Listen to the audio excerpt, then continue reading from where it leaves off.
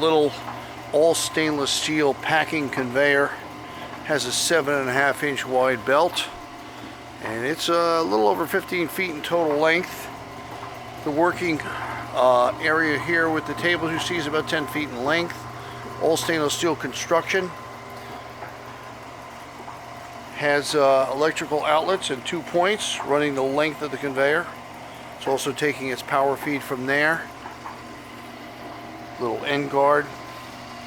The mounting we left on here in case there's any accessories needed. Post for a small capper device.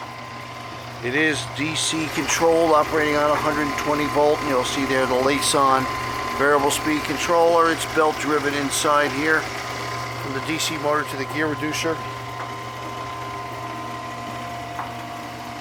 Of course, it's on wheels, and you see there is some adjustment in the height.